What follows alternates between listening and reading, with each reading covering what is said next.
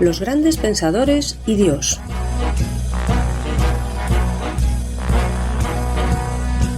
¿Qué pensaban acerca de Dios las grandes mentes que nos han legado su saber? ¿Su opinión acerca de Dios condicionó su vida? Los grandes pensadores y Dios es una serie de entrevistas con el profesor Javier Álvarez Ballesteros, doctor en filosofía, catedrático de bachillerato y profesor en la Facultad de Teología Evangélica. Cada semana, en este mismo día y a esta misma hora, presentada por Daniel Baluja, podrás escuchar aquí una nueva entrevista que te descubrirá, de forma amena y sencilla, las inquietudes existenciales de los sabios a lo largo de la historia.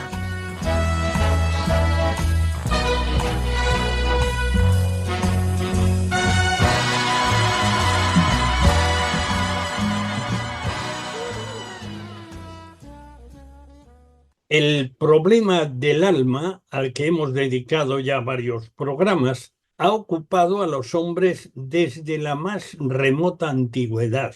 No solo las religiones, sino también la filosofía antigua, medieval y moderna han intentado aportar luz sobre este misterio de la esencia o naturaleza del alma. Hoy nos ocuparemos del tema del alma en el pensamiento de un filósofo de la Ilustración alemana del siglo XVIII, Immanuel Kant, cuyos textos produjeron una verdadera revolución en la filosofía posterior, llegando sus efectos hasta la actualidad. Saludemos a nuestro profesor para comenzar la lección de hoy y estemos atentos. Bienvenido, Javier. Pues muchas gracias. ¿Podrías de inicio recordarnos algo de la figura y la obra de este filósofo, de Immanuel Kant?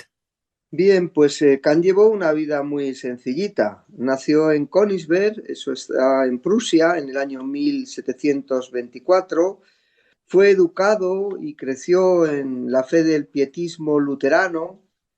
Dedicó su vida sobre todo pues, a escribir, fue profesor particular, rechazó alguna propuesta de ser profesor universitario. En su obra pues influye mucho el racionalismo de otro filósofo alemán muy interesante, Leibniz. Fue también Kant un apasionado de algo que en su época estaba muy floreciente, que fue la física de Newton. Y otro autor del ámbito del empirismo, que era Hume, le influyó mucho. Dice que le despertó del sueño dogmático de la razón. Kant escribió mucho, pero quizá las obras más importantes son la crítica de la razón pura, la crítica de la razón práctica y la crítica del juicio. Y como te decía, llevó una vida muy sencillita, no viajó mucho, muy ordenada, no se casó, se dedicó a leer, a estudiar, a pensar y falleció en el 1804, comienzos del siglo XIX. Bueno, ya teniendo así, digamos que un panorama general de Kant delante, ¿cuál te parece a ti que sería la idea clave de su filosofía? Bueno, Kant es un pensador ilustrado. Entonces, cuando se trata de clasificar a los autores y buscando quizá lo que más caracteriza su filosofía, pues a él se le encasilla o se le coloca dentro de lo que se llama idealismo trascendental. Bueno, ¿por qué? Porque lo fundamental de su pensamiento tiene que ver con la crítica de la facultad de conocer. Es una crítica de la razón, que es el medio por el cual el hombre conoce, y como filósofo de la Ilustración, como filósofo moderno, ese problema del conocimiento para él era muy importante. Y de hecho la filosofía de Kant plantea 4 preguntas que son esenciales para conocer su pensamiento. ¿Qué puedo conocer? ¿Qué debo hacer? ¿Qué me cabe esperar? ¿Y qué es el hombre? Esas 4 preguntas resumen el proyecto general de su filosofía. O sea que su pensar estaba encuadrado en el propósito de la vida, ¿no? Sí, en entender cómo es posible el conocimiento humano. Es algo que, claro, como buen ilustrado le llama mucho la atención. La maravilla, sobre todo de la ciencia, como citaba hace un momentito a Newton, ¿no? De que la ciencia pueda conocer el mundo, que pueda conocer el universo, esto a Kant le maravillaba y él se pregunta, bueno, ¿y cómo es posible que la razón humana sea capaz de desarrollar esa desafío, esa aventura que es el conocer la vida y el conocer el mundo, el conocer, por supuesto, la realidad? Eso es lo que hacen los pensadores, ¿no? Plantearse problemas e intentar abordarlos de la mejor manera posible.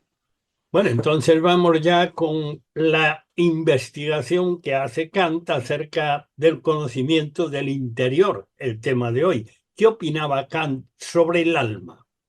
Pues yo creo que es un autor muy actual, por lo menos su concepción del alma, yo creo que tiene que ver mucho con cómo el hombre de hoy, la gente de hoy, se plantea este tema del alma. Dicho de una manera muy sencilla, o sea, Kant va a decir, es algo, el alma es algo, coma, pero no sabemos lo que es. O sea, es algo, pero no sabemos lo que es. A ver, el punto de partida de este pensamiento kantiano acerca del alma tiene que ver con lo que es la psicología racional o metafísica de Descartes. Descartes había dicho que, recordáis, ¿no? Recordamos que Descartes partía del pienso, luego existo. Entonces, él dice que la metafísica va a tener tres objetos fundamentales. Esto lo va a desarrollar luego pues, algunos pensadores idealistas, entre ellos algunos que Kant admiraba mucho, ¿no? Estos objetos son, por un lado, el yo o el alma, que es objeto de la psicología racional. El mundo, objeto de la cosmología metafísica o cosmología racional. Y luego Dios, que es el objeto de la teología, desde el punto de vista filosófico, de la teología racional. Por tanto, para Kant, este es el punto de partida, tanto el alma como el mundo, como Dios, son objetos de la metafísica. Bueno, entonces vas a tener que abrir el diccionario y explicarnos qué es eso de la metafísica y cómo la encuadra Kant en su pensamiento. Bueno, la definición tradicional de la metafísica yo creo que habría que irse a Aristóteles. Es la parte de la filosofía, de la ciencia que llamaba filosofía primera, que estudia el ser, en tanto que ser, decía Aristóteles. Es decir, que estudia las cosas, la sustancia, los entes, los seres. Y desde el punto de vista kantiano, claro, Kant distinguió entre lo que era ciencia, por esa admiración que tenía por Newton y la ciencia moderna, distinguió muy bien entre lo que era ciencia y lo que no era ciencia. ¿Qué es ciencia? Pues ciencia es el conocimiento objetivo de lo real. Entonces, para que se pueda dar ciencia es necesario que haya una parte que va a poner el sujeto, una parte subjetiva, un hombre que conoce, una razón que conoce, y por otro lado es fundamental, es muy importante que haya una parte empírica. Es decir, para que haya ciencia, yo puedo tener unos pensamientos, unas estructuras, pero tiene que haber una contrastación con el mundo de los fenómenos, una parte empírica. Entonces, en relación al tema que nos ocupa, ¿qué es lo que ocurre?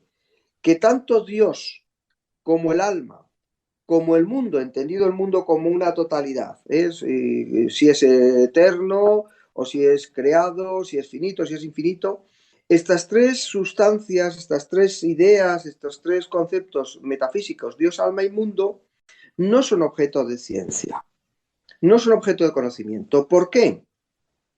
Pues porque no podemos tener de ellos experiencia, o sea, nos falta la parte empírica que es necesaria para todo conocimiento. Y es lo que dice Kant que le ocurre a toda la metafísica. O sea, la metafísica es una forma de pensar, es una forma de conocer, pero que no tiene la solidez que tiene la ciencia porque no tiene esa parte empírica, esa comprobación experimental, podríamos decir, con nuestro lenguaje. Diríamos en lenguaje de hoy que es pura teoría, que no tiene hechos que la soporten. Exactamente, eso es. Cuando decimos a partir de Kant, yo creo que esto tuvo después, como decías al principio del programa, mucho éxito y mucha trascendencia después. Concebir la metafísica justamente como eso. Es que esto es una idea metafísica, es decir, esto es una idea teórica que vaya usted a saber si es verdadera o no. Entonces vamos al meollo de la cosita. ¿Negaba Kant la existencia del alma? No, a ver, esto es un tema muy delicado y por eso también el programa de hoy pues tiene su sentido y su importancia. Kant dice que el alma es una idea de la razón, igual que Dios y esa idea cosmológica, ¿no? Entonces, es una idea de la razón, no es conocimiento.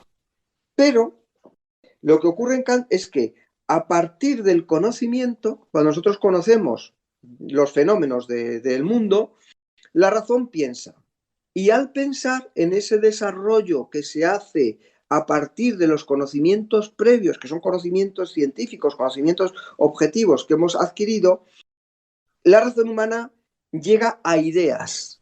Y estas ideas para Kant son muy importantes, las ideas de la metafísica. Es decir, Kant no desprecia la metafísica. Lo que pasa es que, dice, claro, son ideas, pero estas ideas son también marcos a los cuales nosotros necesariamente referimos nuestro conocimiento. Es decir, es donde nosotros ubicamos nuestra experiencia. Lo que nosotros podemos conocer, siempre vamos buscando una explicación más amplia. Y esta explicación más amplia, pues la encontramos en el ámbito de la metafísica. Y ahí es donde hay que situar al alma humana. Lo que pasa es que, claro, otra cosa es que podamos conocer el alma humana. Bueno, entonces esto quiere decir, entiendo yo, que Kant negaba la posibilidad de conocer el alma. ¿Por qué? Bueno, otra idea kantiana. Kant es que tiene muchos conceptos que son importantes. Es importante definirlos con precisión porque si no se pierde un poco el sentido de su pensamiento. Kant distinguía entre noumeno y fenómeno. Noumeno es la realidad en sí misma y fenómeno es la realidad tal y como se me presenta a mí. Entonces, claro, la pregunta es, ¿qué es lo que yo conozco? ¿Yo conozco las cosas en sí mismas o yo conozco las cosas como se me presentan? Y Kant dice, lo que yo conozco es el fenómeno, es decir, las cosas como se me presentan a mí. Yo no veo la realidad en sí misma, yo veo mi percepción de la realidad. Esto es lo que podemos decir un punto de vista fenoménico o empírico. Entonces, ¿qué es lo que ocurre con el alma? Que no es posible conocerla de esta manera. ¿Por qué? Porque el alma, al escaparse de mi sensibilidad, no es algo que yo pueda conocer, ya que el conocimiento, como hemos visto en Kant, implicaba no solamente la parte que hay en mi razón, sino que también hubiese una contrapartida empírica, que en el caso del alma yo no puedo tener. Bueno, así que, vamos, Kant nos plantea una duda importante, eso de los hechos, relacionarlos con la teoría, por volver a aquello que yo mencionaba antes. Podemos decir del alma que para Kant es algo más que una mera idea de la razón, o sea, que se aproxima a los hechos, a lo empírico. Sí, va por ahí la cosa, es decir, es lo que veíamos también hace un momentito, ¿no? Para Kant es como que el alma es algo, pero por otro lado no lo podemos conocer bien porque está no en el mundo de los fenómenos, no es una realidad que podamos percibir, ¿no? Entonces, ¿es algo más que una mera idea de la razón? Pues en la obra de Kant, que además de la crítica de la razón pura, hace también una crítica de la razón práctica, donde se ocupa de la ética, pues ahí Kant va a decir que efectivamente el alma es un postulado de la razón práctica. Es decir, el alma es un postulado de la ética. Y esto, en la crítica de la razón pura, Kant ya escribió, dice, tuve que suprimir el saber para dejar sitio a la fe. Es decir, hay un momento en el que no es dar un salto, pero es encontrar, por decir de alguna forma, el fundamento del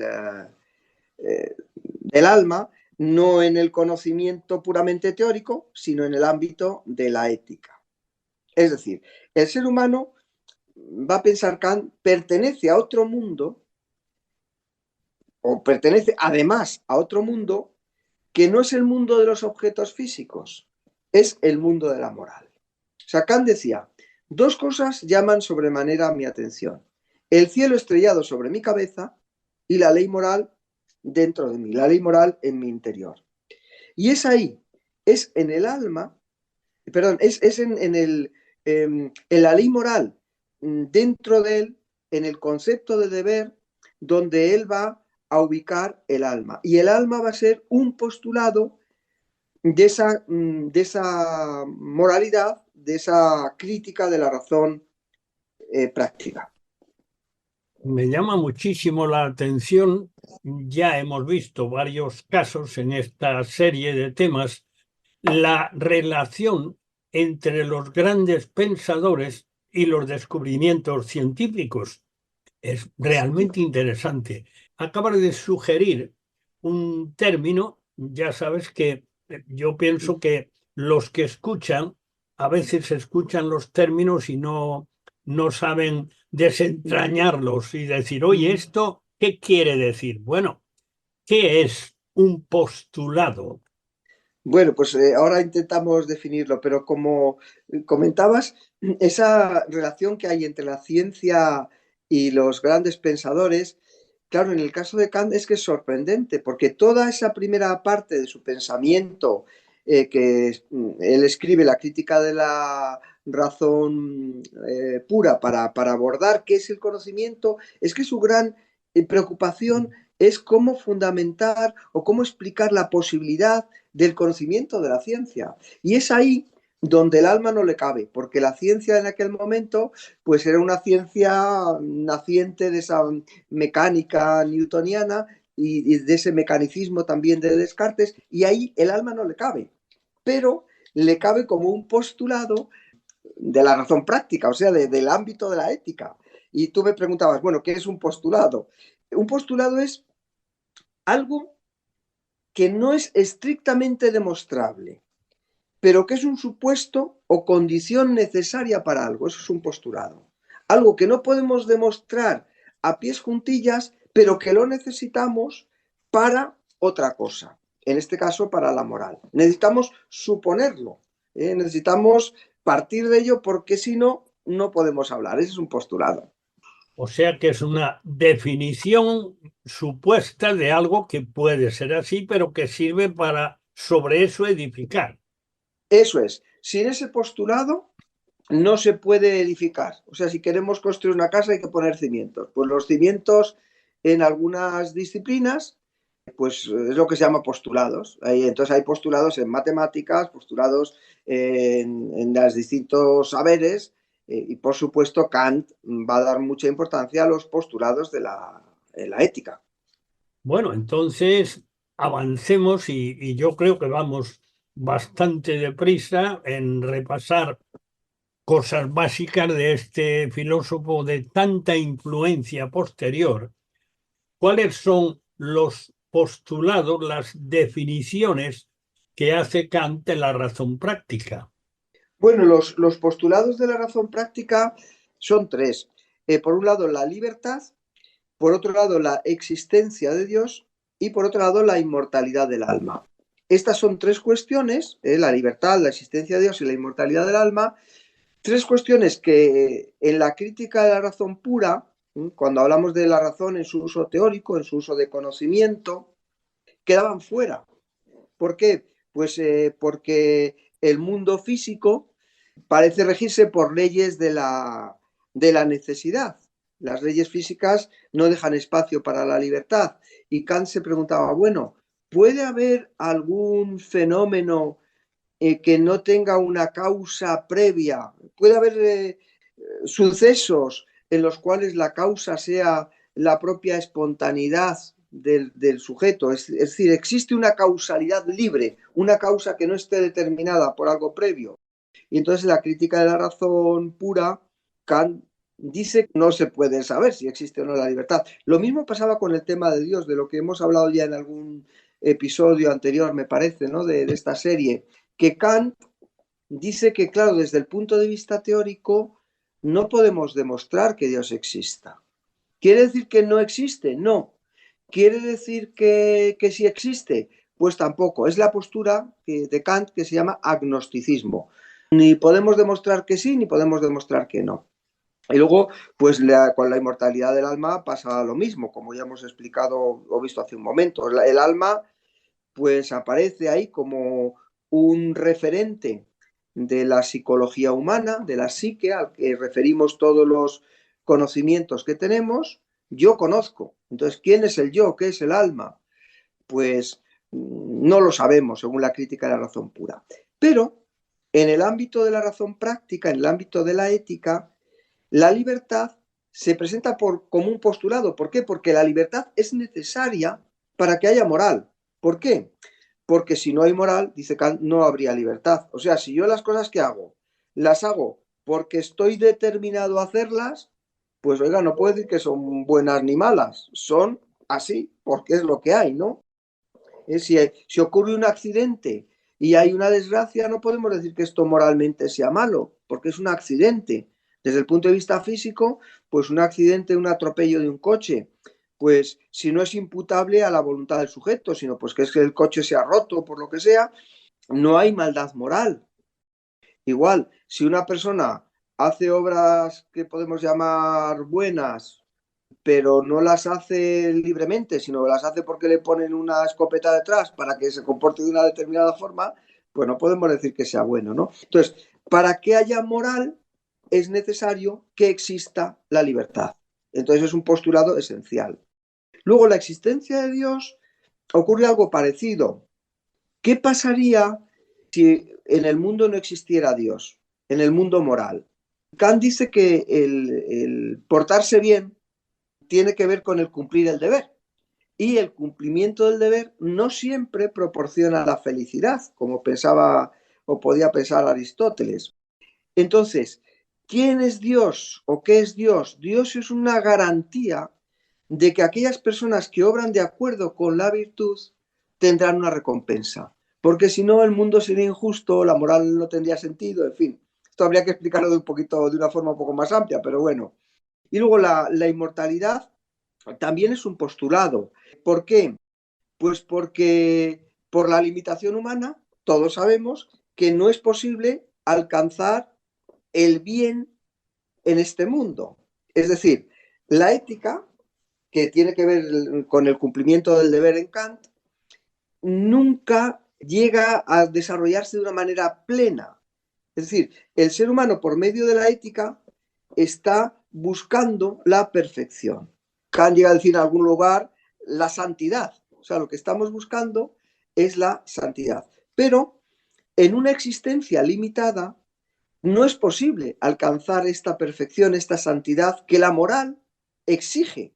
Porque para ser moral, verdaderamente moral, uno tiene que ser perfecto, santo si quieres. Entonces, esta moral, esta perfección, es imposible alcanzarla en esta vida, lo cual exige que el alma sea inmortal, o sea, que haya una vida más allá en la cual se va a dar ese perfeccionamiento hacia la santidad.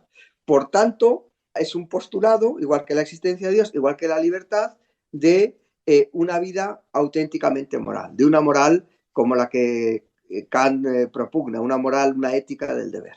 ¿Cuánto pesarían, crees tú, en Kant lo aprendido en su niñez del pietismo? Ay, me encanta esa pregunta, me parece una pregunta muy bien formulada, además, pues yo creo que mucho. Es más, yo creo que no se puede entender la obra de Kant como la obra yo creo que de ningún filósofo, si no tenemos en cuenta su vida y quién fue Kant. Entonces, ¿qué era el pietismo? El pietismo era una reforma dentro de la reforma protestante que lo que decía es que el cristianismo no es una forma de pensar, el cristianismo es una forma de vivir. O sea, el pietismo insistía en esto que estamos hablando ahora, en la santidad de la vida. O sea, que Dios no quiere que seamos expertos en teología, que esa no es la finalidad, La finalidad es que llevemos unas vidas santas, unas vidas transformadas, que no se trata de sacar un 10 en las preguntas sobre el catecismo, sino se trata de vivir de acuerdo a cómo vivió Jesús, seguir los pasos de Jesús. Eso era el pietismo. Entonces, fíjate cómo en realidad la filosofía de Kant está reflejando un poco en el aspecto filosófico una convicción religiosa de ese estilo. Es decir, para Kant, las verdades de la religión, Dios, el alma, esas verdades que son verdades importantes, no se pueden alcanzar por la pura teoría. El hombre no puede descubrir a Dios con la razón pura. No puede llegar a Dios con la razón pura. ¿Dónde está el camino? ¿Dónde está la senda que conduce a Dios? En la vida, en la santidad. El camino que lleva a Dios es la ética. Unamuno lo dice de una forma muy bonita. Dice que Kant tuvo que levantar con el corazón, que en realidad este es el corazón de un pietista, tuvo que levantar con el corazón lo que antes había batido con el entendimiento, lo que antes había derribado con la razón. Con la razón había dicho, es imposible conocer a Dios, no podemos demostrar que Dios existe, no podemos demostrar que el hombre tenga un alma inmortal, pero es a través de la ética, a través del pietismo, podríamos decir con muchos matices, a través de esa vida santa, esa vida ética, de rigor moral, donde podemos encontrar el camino que nos conduce a Dios. Bueno, por lo tanto, y vamos ya caminando hacia el final de nuestro tiempo. Como dices, has afirmado, Kant defendió la inmortalidad del alma, del ser interior. ¿En qué se apoyó para sostener esta afirmación? Bueno, pues la idea fundamental de que el deber no se acaba nunca. Es decir, la idea de que la perfección, la santidad, en realidad requieren otra vida, requieren la completitud del ser humano. Entonces, el ser humano, en una existencia tan finita como la que tenemos en este mundo terrenal, en esta vida pasajera, no es suficiente. Entonces, esa aspiración de eternidad, eso que Unamuno después llamará también la sed de eternidad, de una eternidad además ética, santa, pura, no puede completarse en esta existencia. Entonces, como Kant es un ilustrado y vive en un universo donde todo tiene que ser racional, no es imposible, no tiene sentido un universo en el cual esa perfección no pueda ser alcanzada. Pero no olvidemos, esta inmortalidad del alma aparece como una exigencia de la razón, pero no se puede demostrar. Que esto Kant sigue siendo filósofo, es decir, una exigencia de la razón es algo que debería, es decir, Kant está diciendo, para que el universo sea racional o tal como el hombre lo piensa, debería el alma humana, por supuesto, existir, pero debería además ser inmortal. Pero debería es distinto de decir, realmente hemos demostrado que esto es así. Es una exigencia, pero una exigencia para Kant, una exigencia racional. O sea, que está en el ámbito de la teoría y por lo tanto no demostrable todavía, pero de la teoría que encaja bien con todo lo que él piensa. A él le encajaba perfectamente. Y entonces ahí está ese dejar paso a la fe, ese creer de alguna forma que este mundo no es sencillamente un absurdo, un mundo mecánico, sino que en el fondo tiene que haber una racionalidad y que esa racionalidad en última instancia conduce a Dios y conduce también a un momento en el cual ese alma, que es un alma inmortal, habla de encontrarse con el Dios creador y con el Dios que da sentido a este universo. O sea, no es un universo sin Dios, es un universo que desde la racionalidad, por lo menos desde la racionalidad kantiana, yo entiendo que está apuntando a Dios. ¿Tú recomiendas algún título que nos ilustre equilibradamente sobre este tema? Para Kant, un libro que a mí me gusta está escrito por Holbach y Cantercot y se llama Leibniz y Kant, publicado en editorial Mateu de Barcelona. Bueno, pues aquí llegamos con este coloso del pensamiento que tantas personas citan sin conocer más porque lo han escuchado muchas veces. Pues muchas gracias, Javier, por permitirnos asomarnos a este hombre que tanto pensó toda su vida. Gracias a ti. Los grandes pensadores y Dios se despide hasta la próxima semana, el mismo día y a la misma hora, cuando podrás escuchar aquí una nueva e interesante entrevista con Javier Álvarez Ballesteros, que nos acercará una vez más a las biografías íntimas de figuras destacadas de la historia.